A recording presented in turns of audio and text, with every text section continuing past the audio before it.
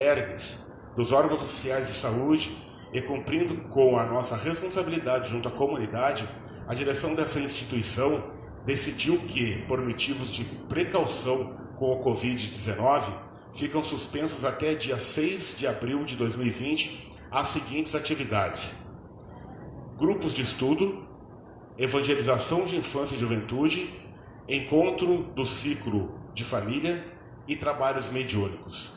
Estão mantidas as seguintes atividades: palestras, e também faremos transmissão online através da nossa página no Facebook, atendimento fraterno, passe, que será administrado o passe espiritual no salão. Ok? Essa decisão será revista conforme pareceres dos órgãos oficiais e todas as alterações serão comunicadas pelos canais oficiais da casa. Doações. Necessitamos de roupas de meninos para atender a demanda dos enxovais dos recém-nascidos. Água fluidificada. A água fluidificada é a água normal, acrescida de fluidos benéficos, isto é, os espíritos superiores presentes nas reuniões, as palestras, adicionam à água de cada um individualmente os fluidos necessários para cada pessoa.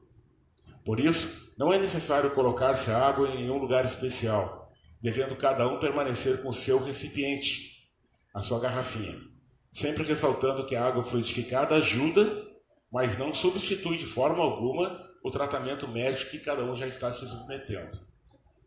Copos plásticos. Solicitamos que não coloquem copos com água nas lixeiras, e os copos usados podem ser colocados no cano ao lado da lixeira. Restos de águas coloquem nas floreiras. Mantenha com você o copo que pegou no início. A natureza agradece pela diminuição do uso do plástico. Então eu convido a todos agora para iniciarmos antes de chamar o expositor, nós possamos fazer uma prece agradecendo a Deus, agradecendo a todos aqueles que nos ajudam na nossa caminhada, tanto encarnados quanto desencarnados, agradecendo por termos saúde, por estarmos aqui, podendo, em grupo, participar dessa reunião, onde a palavra do Evangelho de Jesus nos será trazida para o nosso aprendizado. Que nós possamos, no dia a dia, colocar em prática esse Evangelho que Jesus nos trouxe, amando o nosso próximo, respeitando as leis de Deus, fazendo com que a nossa jornada seja uma jornada no caminho reto ao nosso aperfeiçoamento moral. Que a nossa busca seja contemplada com uma saúde espiritual forte, pois se nós tivermos o nosso espírito saudável, dificilmente nós teremos o nosso corpo abalado. Façamos como Jesus, busquemos na nossa energia, na nossa força, na nossa conduta, no nosso pensamento, nas nossas escolhas do dia a dia, tudo aquilo que nos leva a uma melhora moral, a uma melhora intelectual. Que essas duas asas nos levem a voos mais altos. Que Deus permita que nós possamos agora ouvir essa palestra e tirar delas bons proveitos para a nossa caminhada. Que Deus nos ajude e que assim seja. Chamo agora o André, que vai fazer a nossa palestra de hoje.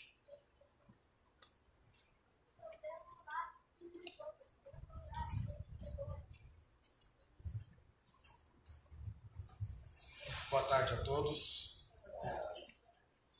Sempre é uma alegria poder estar aqui nesta casa que sempre me acolhe, podendo partilhar um pouquinho do Evangelho de Jesus, que sempre nos traz um consolo, uma mensagem de esperança, principalmente nos dias atuais, onde que parece que tudo está difícil, que tudo está complicado. E a mensagem dele sempre é atual. O tema que me foi proposto hoje foi a simplicidade e pureza de coração, que está contido no Evangelho segundo o Espiritismo, no item 8, no capítulo 8, os bem-aventurados, os puros de coração. E para nós falarmos em bem-aventuranças, a gente tem que lembrar um pouquinho do tempo de Jesus e o que significava a bem-aventurança. Dizer tu é bem-aventurado quer dizer que tu é portador de felicidade. Ou seja, tu é feliz. Feliz de ti, né? Feliz de ti que é puro de coração, porque tu verá a Deus. Isso está em Mateus, capítulo 5, versículo 8. Mas que Deus é esse? Como chegaremos a ver Deus? Esta é a proposta da palestra de hoje, né? O que é a simplicidade e pureza de coração? Como ser simples? Como ser puro? Como alçamos essa qualidade para podermos enxergar Deus? No caso, as bem-aventuranças, elas estão contidas em 2 momentos dentro da Bíblia, né? Um no Evangelho de Mateus e outro no Evangelho de Lucas. A gente diz o Sermão do Monte, né? E o Sermão do Monte, às vezes, ele é colocado, às vezes não, na forma como Mateus coloca, diz que Jesus subiu ao monte para falar com o povo. E diz no Evangelho de Lucas que Jesus desceu do monte para ser ouvido por todos que estavam no monte. E existe uma assertiva em dizer, nessas 2 citações, que Jesus ele veio falar para todos. Porque já se sabe hoje, por um estudo antropológico das Escrituras, que entre os 4 evangelhos, cada um foi escrito de uma forma para um público específico. Mateus, no caso, era um público um pouco mais seleto. Ele falava todas as questões de Jesus e as mensagens de Jesus era falada para os próprios judeus. Já o Evangelho de Lucas é um evangelho mais popular, que é falado tanto para os mais pobres que viviam na Judéia, quanto para os outros que eram chamados gentios, que não eram propriamente judeus. E a gente pode fazer, como eu disse, uma assertiva de que Jesus ele fala para todos.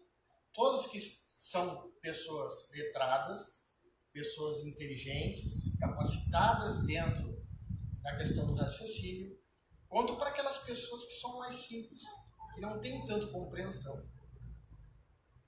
Por isso que às vezes as coisas que Jesus fala parecem um pouco complicado.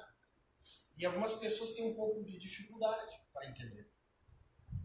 Ou ficam se questionando em relação a essas coisas, né? Então, como eu disse, bem-aventurados puros de coração, porque eles verão a Deus. Em Marcos, houve uma citação onde que diz assim: então lhe apresentaram os meninos para que os tocasse, mas os discípulos ameaçavam os que lhe apresentavam. O que vendo Jesus, levou muito a mal e disse-lhes: deixai a vir a mim os pequeninos, ou as criancinhas, e não as embaraceis, porque o reino de Deus é daquele que lhes assemelham. Em verdade eu vos digo que todo aquele que não receber o reino de Deus como uma criança, não entrará nele. E abraçando-os e pondo as mãos sobre eles, os abençoava. Então a gente tem aqui 2 questões, que é a pureza de coração e que a gente tem que ser como uma criancinha para alcançar o reino de Deus. Mas como que a gente vai ser uma criancinha se nós somos adultos? Nós somos espíritas, nós preconizamos a reencarnação, sabemos que iremos reencarnar várias vezes, né? Então, como a gente vai ser criancinha?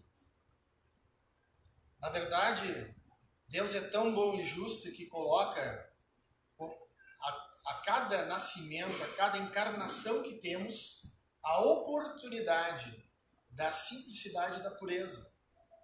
Nós nascemos puros, nós nascemos sem ter o conhecimento do que aconteceu conosco nas outras encarnações. Justamente para nós termos a oportunidade de fazer o bem de novo. imagina se nós descobríssemos, por exemplo, que o nosso irmão foi o nosso inimigo no passado. Que a nossa mãe, por exemplo, tinha sido a nossa inimiga no passado. Como se daria essas relações? Então, Deus, na sua infinita bondade, coloca o véu do esquecimento e dá a oportunidade a todas as pessoas a viverem como crianças. Vejam como são as crianças. As crianças são espontâneas. Elas falam aquilo que pensam e sentem aquilo que está no coração. Então, quando Jesus fala isso, ele fala num sentido figurado de que nós temos que ter uma simplicidade. A criança, ela não está preocupada com o pagamento do boleto no fim do mês. A criança não está preocupada com a maldade do mundo. A criança só quer brincar e ser feliz. E isso é o que a gente deve procurar. Como devemos procurar essa simplicidade? O texto, ainda no Evangelho, nos coloca a questão da verdadeira pureza. E falar em tempos de coronavírus em pureza e em limpeza até parece uma ironia. E aí nós temos que nos remeter lá no tempo de Moisés, quando Moisés estava no deserto e era um povo nômade, um povo truculento. Na verdade, era um povo não, era nós que estávamos lá. Né? Nós, como a gente reencarna, provavelmente nós estávamos lá. E nós vivíamos em condições totalmente indignas e extremamente difíceis. Viver no deserto, sem higiene, sem provisão de alimentos. Então Moisés, tendo a devida intuição, criou uma série de regras para o povo daquela época, que eram regras de convívio. Além da lei, os 10 mandamentos, também existia toda uma norma, toda uma bula de leis. Mas como o ser humano é, vamos dizer assim, complicado, ele acaba se pegando muito mais as regras por um fator externo do que propriamente o sentido do que aquelas regras queriam dizer. Ninguém se deu o trabalho de perguntar o porquê haviam essas regras. E isso se tornou, de certa forma, uma forma bem abusiva. Que Jesus veio, né, em determinado momento e disse, olha, não é mais assim. Eu não vim abolir a regra, mas eu vim explicar como é que tem que funcionar. Né? E existia várias regras, e essas regras foram inclusive criadas, existe um livro dentro da Bíblia que chama-se Levítico, né, que é onde fala bem assim, ó, só para vocês terem uma ideia a que ponto chegou essa compreensão de leis e de regras que um judeu deveria seguir. Nenhum homem que tenha algum defeito poderá aproximar-se. Ninguém que seja cego, aleijado, que tenha um rosto defeituoso ou o corpo deformado. Ninguém que tenha o pé ou a mão defeituoso, ou que seja corcunda ou anão, ou que tenha qualquer defeito na vista, ou que esteja com feridas purulentas, ou com fluxo, ou que tenha testículos defeituosos. Nenhum descendente do sacerdote Arão, que tenha qualquer defeito, poderá aproximar-se para apresentar ao Senhor ofertas preparadas no fogo. Tem defeito, não poderá aproximar-se para trazê-las ao seu Deus. Ou seja, o indivíduo que tinha essas doenças, essas coisas, o cara estava em desgraça. O cara não podia ir ao templo, né? O templo de Jerusalém, por exemplo, levar essa oferenda a Deus, que era um hábito que eles tinham. Então os doutores da lei, os fariseus da época, eles simplesmente ficavam de olho. Se o indivíduo tinha lepra, se o indivíduo era defeituoso, né? Era considerado impuro. E existia essa questão de leis, e ainda uma mais grave, que era uma coisa simples, que era lavar as mãos. Que era por um ato de higiene, mas virou uma regra absurda que se o indivíduo entrasse no templo e não lavasse as mãos, ele não poderia tocar em nada. E Jesus, inclusive, comendo na casa de um amigo, todo mundo falou assim, como assim tu não vai lavar a mão? Daí Jesus ainda disse, né, que a pureza está no coração e não nos hábitos que fazemos.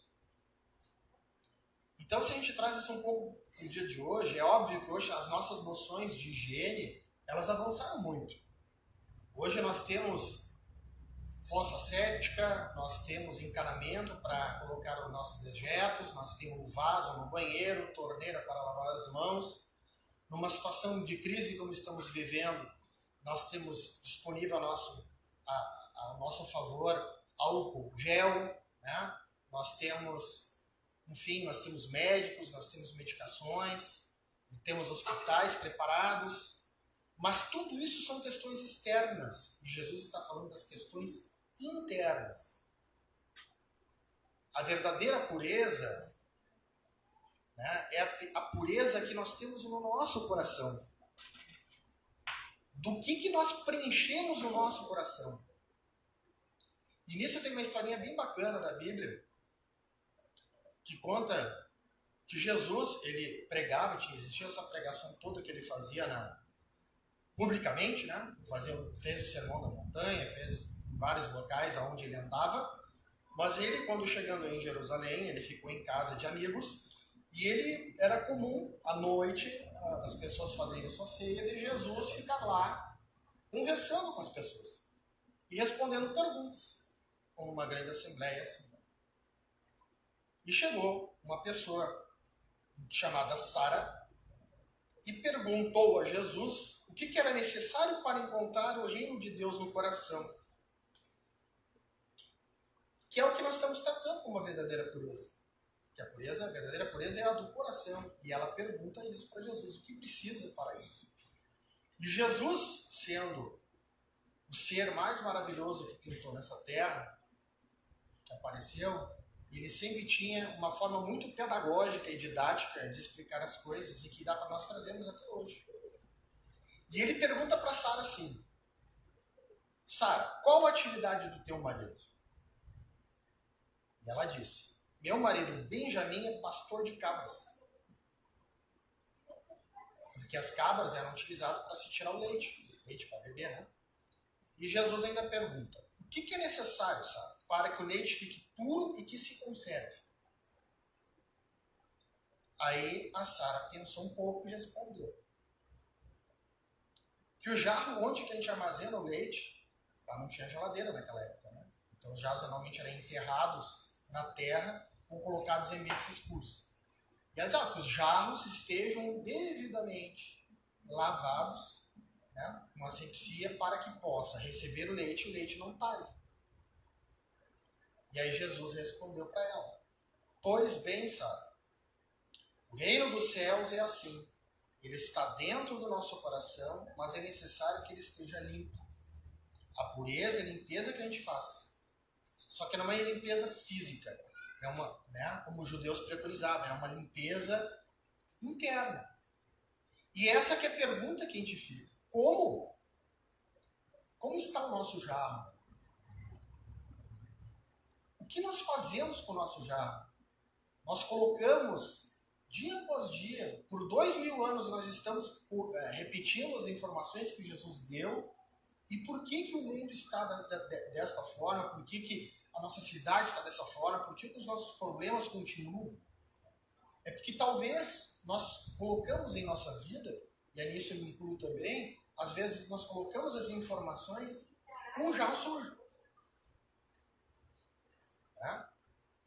E avançando um pouco mais, né, nós vamos ver que muitas vezes até o nosso próprio pensamento, o que nós pensamos e vivemos no nosso dia a dia, acaba colocando um pouco de sujeira dentro do jarro. Vocês imaginam um copo d'água que vocês estão colocando todo dia uma gotinha de água suja? Né? Chega um ponto que aquela água que era limpa acaba ficando preta de tanta sujeira. Então, o que nós devemos fazer no nosso dia a dia é nós fazermos uma avaliação de como é o nosso dia. Nós falamos dentro da doutrina espírita muito em reforma íntima. E nada mais é do que a reforma íntima, que é a pureza do nosso coração. Na verdade, é assim, não é que nós temos que ser forçadamente a vivermos como múmias, mas a gente tem que procurar todos os dias e a todo momento ter bons pensamentos, procurar sempre uma literatura edificante, procurar quem gosta de ler livros edificantes, ver palestras edificantes, ter bons pensamentos em relação às coisas, vigiar os nossos pensamentos. Depois nós vamos falar um pouquinho mais sobre os nossos pensamentos. Isso vai criando um ambiente agradável, uma vida agradável, um coração agradável a Deus. Porque só desta forma nós vamos poder conhecer verdadeiramente a Deus. Hoje, da forma como nós estamos, da forma como nós vivemos, a gente não tem condições de nem sequer entender. A gente, em alguns momentos, até sentimos a presença de Deus. Mas muito em questões externas, né? Como um belo pôr do sol, um belo cheiro de perfume, a gratidão de uma pessoa, a gente até sente um pouco Deus. Mas realmente conhecer a face de Deus, a gente está um pouco distante, porque nós precisamos desta perfeição. E por isso é que nós reencarnamos, porque uma encarnação só não é o suficiente para isso. Então, paulatinamente, dentro da nossa vida, a gente tem que procurar fazer essas avaliações e limpar isso já para receber um pouco deste leite maravilhoso que é a doutrina e o Evangelho de Jesus. Um outro assunto que é tratado também por Jesus e que também é tratado nos bem-aventurados dos puros de coração é a questão do pecado por pensamento.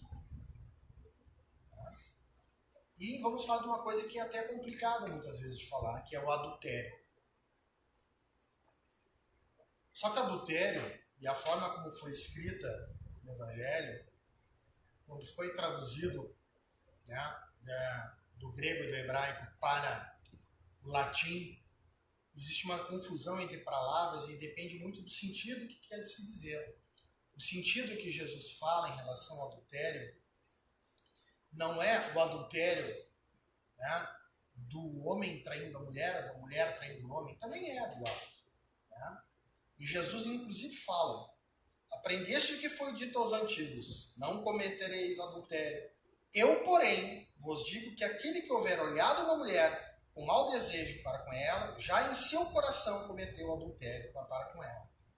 Ou seja, o indivíduo que pensou já está cometendo adultério.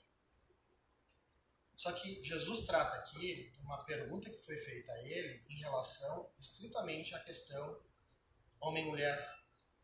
Mas o sentido que o Evangelho, segundo o Espiritismo, nos coloca de que o adultério nada mais é quando nós adulteramos a lei. O que diz a lei? Primeiro mandamento. O que Jesus fala que é para fazer? Amar a Deus sobre todas as coisas e ao próximo como a si mesmo. Né? No momento que nós não estamos amando a Deus e não estamos amando o nosso próximo, não estamos amando as pessoas em nossas relações, nessa convivência, nós estamos adulterando a lei de Deus. Então, nesse sentido, como se processa isso?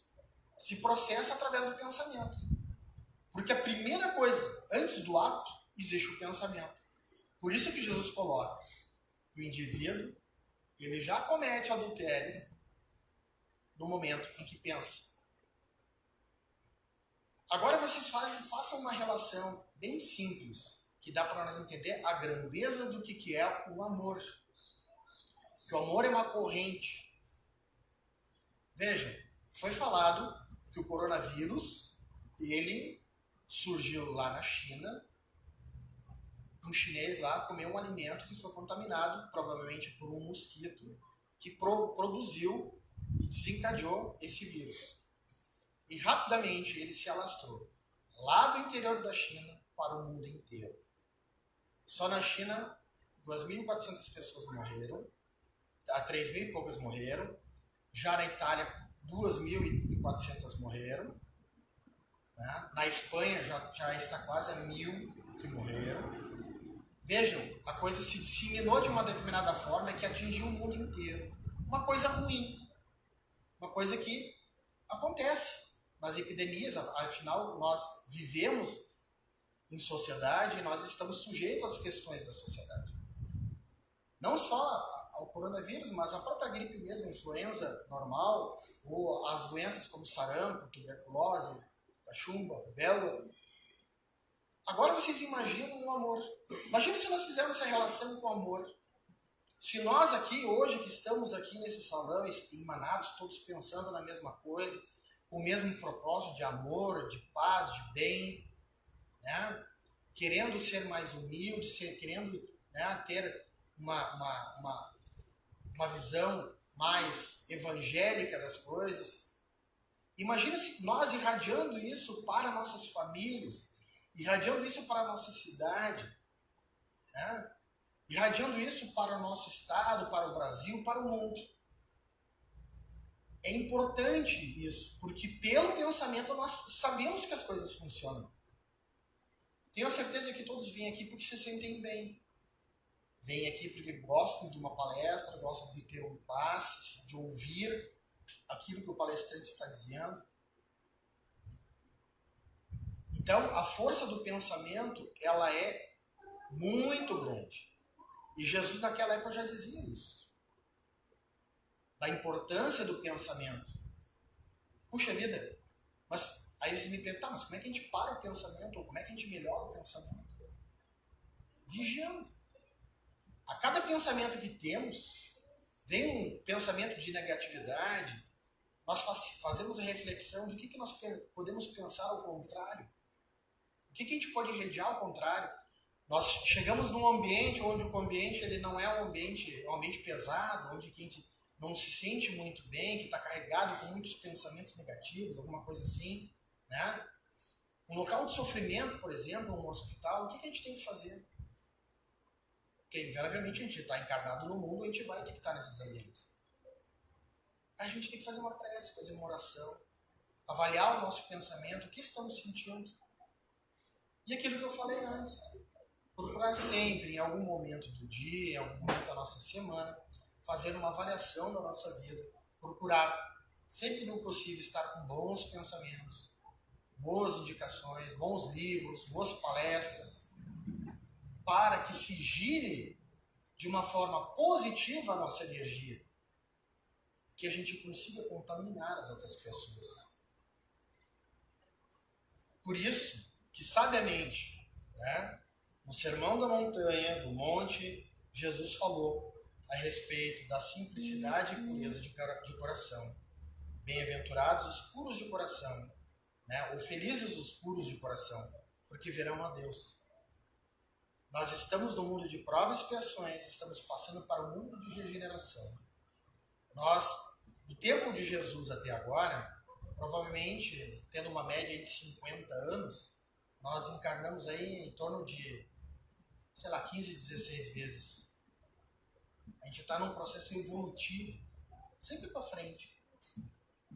E chegará um momento onde que nós nos tornaremos espíritos de luz, nós seremos humildes e simples de coração e poderemos ver a face de Deus e entender o que é Deus. Mas cada vez que nós tivermos um progresso dentro da nossa vida, e isso pode ser na nossa encarnação nesse momento hoje, a gente já pode sentir Deus. Sentir a importância da sua obra, a importância da doutrina espírita para a nossa vida e a importância de que Jesus foi e é na nossa vida hoje. Porque vocês podem ter a certeza, o Evangelho de Jesus sempre é atual e sempre podemos trazer alguma coisa para a nossa vida. Eu acredito seriamente nessa boa nova e desejo a todos, né, que fiquem bem, que possam estar bem, né, bem fisicamente, bem em termos de saúde, nesse momento onde que é necessário que a gente tenha um pouco mais de cuidado com a nossa higiene pessoal, que nós tenhamos cuidado, né, com aquilo que estamos fazendo por essa contaminação, mas com a certeza que isso é passageiro, porque tudo passa. E a certeza de que ali adiante tudo vai voltar numa normalidade e que podemos tocar nossa vida com felicidade. Eu desejo a todos paz e bem, que retornem para os seus lares em paz. Que assim seja.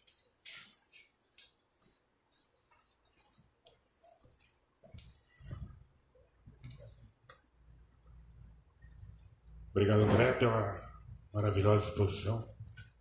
Que nós possamos, de fato, ir fazendo essa nossa limpeza desse nosso vaso que ainda está bastante sujo, com pensamentos bons, com pensamentos limpos, e linkados a eles ações, que nos remetem à fraternidade, à solidariedade, à caridade, sempre fazendo com que a nossa reforma íntima seja o nosso objetivo maior na busca das mensagens que Jesus nos deixou aqui. Obrigado, André. Eu convido a todos agora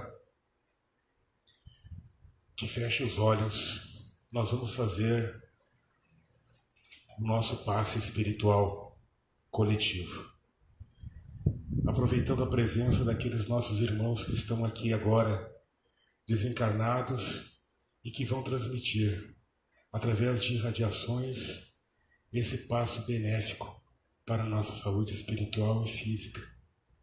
Que nós possamos receber, Senhor, esse passe e sairmos daqui bem melhores do que quando aqui chegamos, retornando para os nossos lares com a saúde mental, a saúde física e a saúde espiritual bem de acordo com aquilo que nós desejamos para nosso progresso. Eu vou fazer agora a prece de Cáritas para acompanhar esse trabalho de passe. Deus, nosso Pai, que sois todo poder e bondade, dai a força àquele que passa pela provação. Dai a luz àquele que procura a verdade. Ponde no coração do homem a compaixão e a caridade. Deus, dai ao viajor a estrela guia, ao aflito a consolação, ao doente o repouso. Pai, dai ao culpado o arrependimento, ao espírito a verdade, à criança o guia, ao órfão o Pai. Senhor, que vossa bondade se estenda sobre tudo o que criastes. Piedade, Senhor, para aqueles que vos não conhecem, esperança para aqueles que sofrem. Que vossa bondade permita aos Espíritos Consoladores derramarem por toda parte a paz, a esperança e a fé. Deus, um raio, uma faísca do vosso amor pode abrasar a terra, deixar-nos beber nas fontes dessa bondade fecunda e infinita, e todas as lágrimas secarão, todas as dores se acalmarão. Um só coração, um só pensamento subirá até vós, como um grito de reconhecimento e de amor. Como Moisés sobre a montanha, nós vos esperamos com os braços abertos, ó bondade, ó beleza, ó perfeição, e queremos de alguma sorte merecer a vossa misericórdia. Deus, dai-nos a força de ajudar o progresso, a fim de subirmos até vós. Dai-nos a caridade pura, dai-nos a fé e a razão. Dai-nos a simplicidade, que fará das nossas almas o espelho onde se refletirá a vossa imagem. Obrigado, Pai, por esse passe que nós acabamos de receber e que nós possamos sair daqui em paz. Que assim seja.